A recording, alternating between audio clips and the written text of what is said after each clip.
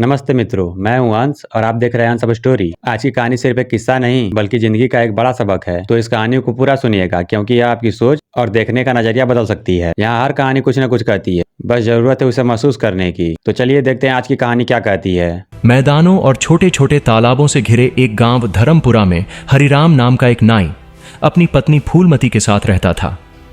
हरिराम अपनी आलस भरी आदतों के लिए पूरे गांव में मशहूर था। उसे काम से ज्यादा नींद प्यारी थी, जबकि फूलमती बेहद चतुर, मेहनती और दूर की सोच रखने वाली औरत थी। गांव के बूढ़े बुजुर्ग अक्सर चौपाल पर बैठकर कहा करते थे कि जिस घर में समझदार औरत हो वहां किस्मत देर से सही पर जरूर मुस्कुराती है। लेकिन हरिराम की हरकतें देखकर किसी को भी इस बात पर यकीन करना मुश्किल लगता था। हरिराम की हालत यह थी कि वह लोगों की दाढ़ी बनाते बनाते ऊंघ जाता, कभी आधी मूंछ छोड़ देता तो कभी किसी की दाढ़ी टेढ़ी मेढ़ी कर देता, और कई बार तो वह खड़े खड़े ही सो जाता था, जिसके कारण गांव में उसका मजाक बन चुका था। जब वह अपनी दुकान की ओर जाता तो गली के बच्चे भी उसे देखकर हंसते और चिढ़ाते हुए कहते, देखो देखो, सोता हुआ नाई आ गया। एक दिन दोपहर के समय जब सूरज सिर पर था, हरिराम घबराया हुआ दौड़ते दौड़ते घर में घुसा। उसके चेहरे पर डर साफ झलक रहा था, आंखें फटी हुई थीं और माथे से पसीना बह रहा था। फूलमती ने उसे इस हालत में देखकर चौंक कर पूछा, क्या हुआ, ऐसे क्यों भाग रहे हो? हरिराम हांफते हुए बोला, अरे पटेल के आदमी मुझे ढूंढ रहे हैं, आज तो मेरी खैर नहीं। फूलमती ने माथे पर बल देते हुए गुस्से में पूछा, अब क्या कर दिया तुमने? हरिराम डरते डरते बोला, मैं तो बस उनकी हजामत बना रहा था और थोड़ी देर के लिए आंख लग गई। तभी बाहर से एक भारी और तेज आवाज आई, ओ हरिराम, बाहर निकल। जब फूलमती हिम्मत जुटाकर बाहर आई तो देखा पटेल के आदमी चिल्ला रहे थे, तुम्हारा आदमी दाढ़ी बनाते बनाते सो गया और मूंछ के साथ पटेल जी की नाक काट दी। यह सुनकर फूलमती को बहुत शर्म आई, उसका सिर झुक गया, लेकिन उसने किसी तरह हाथ जोड़कर उनसे माफी मांगी, बहुत अनुनय विनय की और उन्हें समझा बुझाकर वापस भेज दिया। उस दिन के बाद हरिराम की हिम्मत टूट गई और वह कई दिनों तक घर से बाहर निकलने की हिम्मत नहीं जुटा पाया। गांव के लोग अब उससे और भी ज्यादा नाराज हो गए थे और उसे काम देना बंद कर दिया था। घर में रखा अनाज का एक एक दाना धीरे धीरे खत्म होने लगा और एक दिन आया जब रसोई के बर्तन खाली हो गए और चूल्हा जलाने के लिए कुछ भी नहीं बचा। फूलमती ने सख्ती से कहा, अब बहुत हो गया, अगर तुमने कुछ काम नहीं किया तो हम भूखे मर जाएंगे। हरिराम ने लाचारी से फिर वही पुराना जवाब दिया, मुझे काम करना अच्छा नहीं लगता, मैं क्या करूं? फूलमती ने एक गहरी सांस ली, उसकी आंखों में संकल्प की चमक थी। उसने मन ही मन ठान लिया कि वह अपनी किस्मत खुद बदलेगी, चाहे कुछ भी करना पड़े। उसी समय गांव में खबर फैली कि राजा के यहां कई सालों बाद पुत्र जन्म हुआ है और खुशी में वे गरीबों को खुलकर दान दे रहे हैं। पूरे गांव में उत्सव जैसा माहौल था, गलियों में ढोल नगाड़े बज रहे थे और लोग नाच गाकर खुशियां मना रहे थे। फूलमती ने इसे एक अवसर माना और हरिराम से कहा, तुम महल जाओ और राजा से कुछ ऐसा मांग कर लाओ जिससे हमारा भविष्य सुधर सके। हरिराम अनमने मन से भारी कदमों के साथ महल पहुंचा। वहां के राजसी ठाट बाट और चकाचौंध देखकर वह दंग रह गया। राजा अपने दरबार में सिंहासन पर विराजे थे और बहुत प्रसन्न होकर कह रहे थे, आज हम बहुत खुश हैं, जो मांगना है मांगो। हरिराम कुछ देर तक अपनी आदत के अनुसार सोचता रहा, लेकिन उसकी सोच वहीं अटक गई और वह बोला, महाराज, मुझे बस सोने के लिए थोड़ी सी जमीन दे दीजिए। राजा उसकी सादगी या मूर्खता पर मुस्कुराए और उन्होंने उसे गांव के बाहर पड़ी एक बंजर और पथरीली जमीन का टुकड़ा दान में दे दिया। जब हरिराम घर लौटा और उसने फूलमती को यह बात बताई तो वह पहले तो बहुत गुस्सा हुई कि उसने कुछ कीमती क्यों नहीं मांगा, लेकिन फिर शांत होकर सोची और बोली, ठीक है, अब जो हो गया सो हो गया, देखते हैं इस जमीन से क्या किया जा सकता है। अगले ही दिन वह हरिराम को लेकर उस बंजर जमीन पर गई। वहां पहुंचकर उसने हरिराम के कान में कहा, ध्यान से सुनो, जो मैं करूं तुम बस वैसा ही करना और किसी से कुछ मत कहना। अब दोनों पति पत्नी पूरे खेत में ऐसे घूमने लगे जैसे कोई बहुत कीमती चीज खोज रहे हों। वे कभी झुकते, कभी मिट्टी को अपने हाथों से कुरेदते, तो कभी धीरे धीरे आपस में फुसफुसाते, जिससे देखने वालों को और भी ज्यादा शक हो। उनकी इस अजीब हरकत पर पास से गुजर रहे 5 चोरों की नजर पड़ी। वे झाड़ियों के पीछे छिपकर उन्हें ध्यान से देखने लगे। एक चोर बोला, कुछ तो गड़बड़ है, ये दोनों जरूर कोई राज छुपा रहे हैं। दूसरा चोर अपनी मूंछों पर हाथ फेरते हुए बोला, मुझे तो खजाने की बू आ रही है।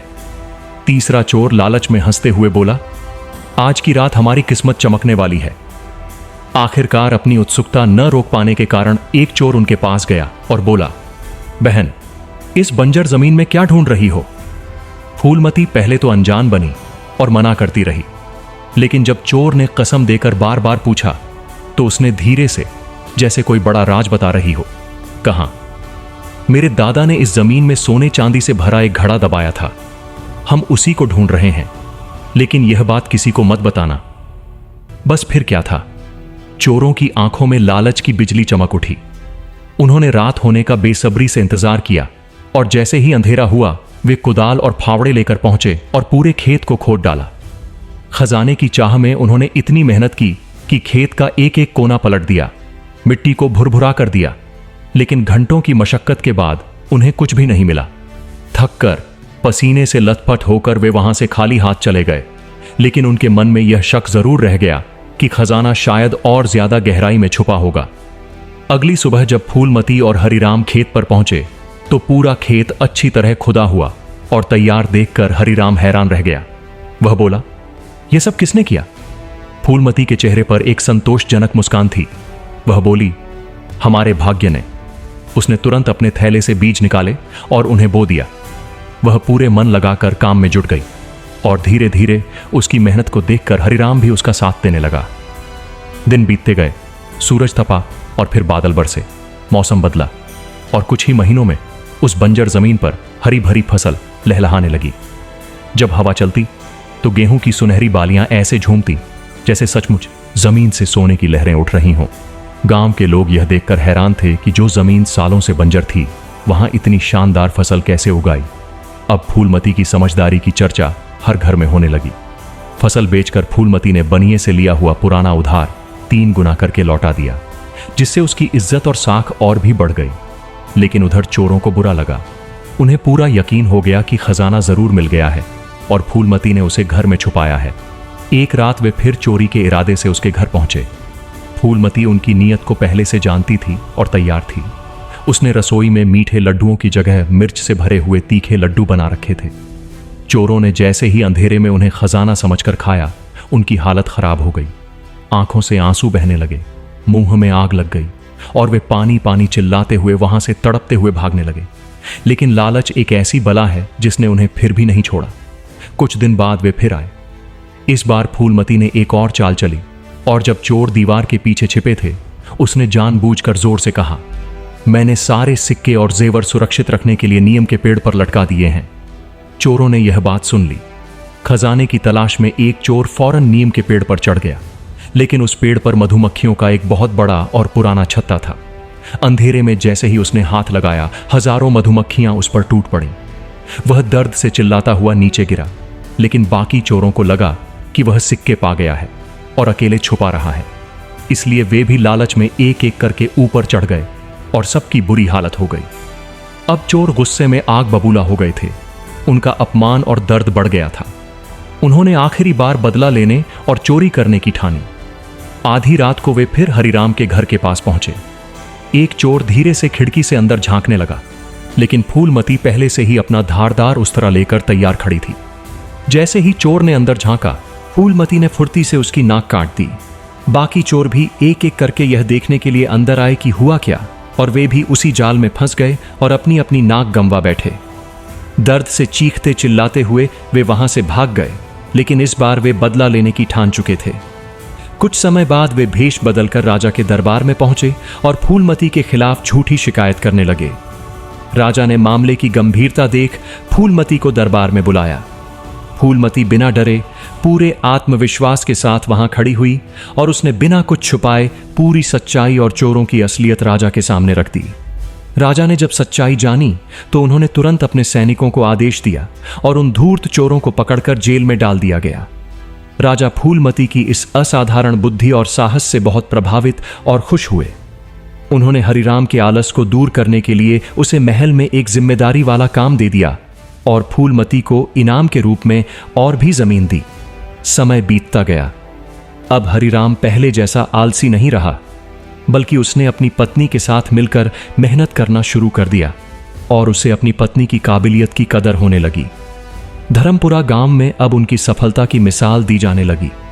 लोग कहते, जिसके पास समझदारी और हिम्मत हो वही असली अमीर होता है। और इस तरह फूलमती ने यह साबित कर दिया कि अगर इंसान बुद्धि, धैर्य और हिम्मत से काम ले तो वह सबसे बड़ी मुश्किल को भी अपने पक्ष में कर सकता है और अपनी किस्मत खुद लिख सकता है। तो दोस्तों, अगर इस कहानी ने आपके दिल को छुआ है तो इसे एक लाइक जरूर दें और ऐसी ही और भी प्रेरणादायक कहानियों के लिए अंश ऑफ स्टोरी के साथ हमेशा जुड़े रहिए। आपका एक लाइक और कमेंट मेरे लिए बहुत ही मायने रखता है। आप लोग इसी तरह प्यार और सपोर्ट बनाए रखिए। मैं आप सभी के लिए ऐसे ही दमदार कहानियां हमेशा लाता रहूंगा।